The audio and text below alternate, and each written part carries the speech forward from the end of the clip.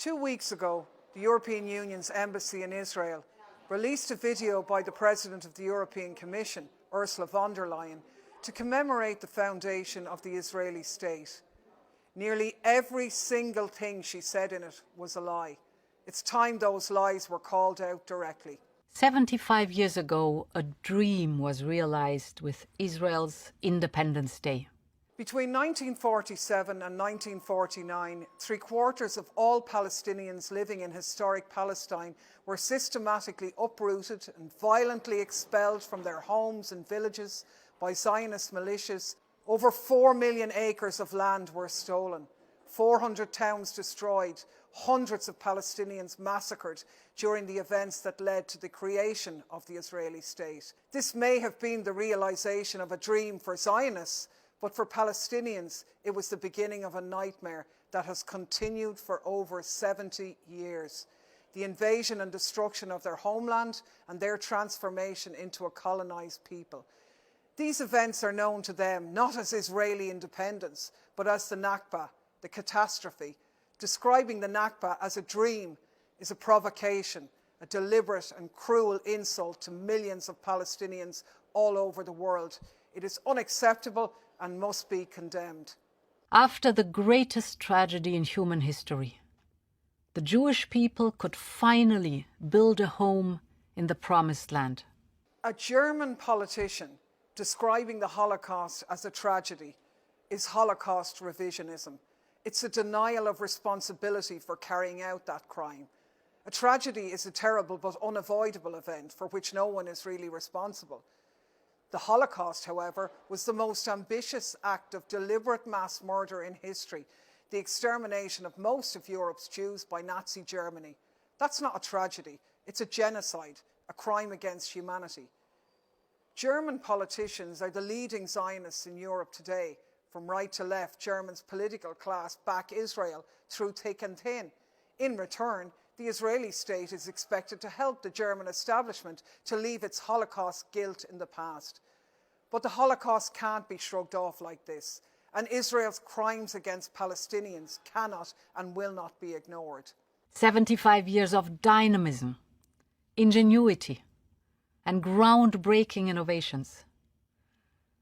You have literally made the desert bloom. Israel did not make the desert bloom. The very phrase "make the desert bloom" is an infamous Zionist lie, which denies the prior existence of Palestinians in their own homeland. It's so brazen in its revision of history that it's the equivalent to proposing that the earth is flat. And to hear a notorious propaganda lie like this come out of the mouth of the President of the European Commission is beyond disgraceful.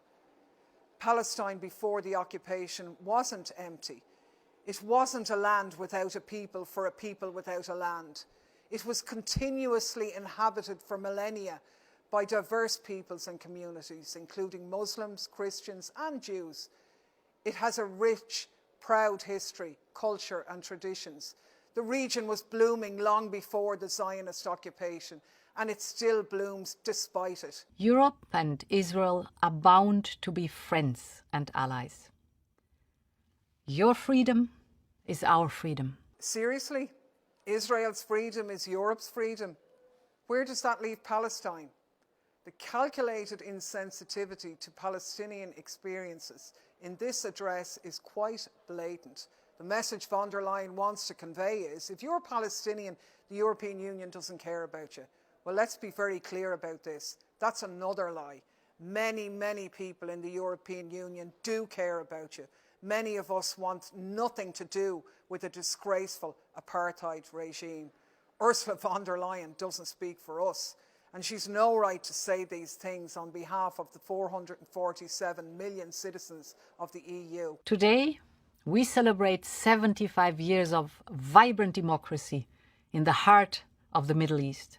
From the brutal attacks against worshippers at Al-Aqsa Mosque, to the settler violence against Palestinian communities, to the assassination of Palestinian journalists, to IDF murders in the streets, to attacks on the funeral processions of Palestinians shot dead by the IDF, to the shock and awe airstrikes on densely populated Gaza, to the most extreme right-wing government in Israeli history, tearing up the independence of the Supreme Court, the image of Israel as a democracy is crumbling before the eyes of the world. Von der Leyen describing Israel as a vibrant democracy now, at this moment, is protesting too much. It only makes it clearer what we already know. Israel is not a democracy. 4.5 million Palestinians living under Israeli occupation don't have a vote. Even Palestinians who are Israeli citizens are subject to a qualified set of rights because they are Palestinians. This isn't democracy. This is apartheid.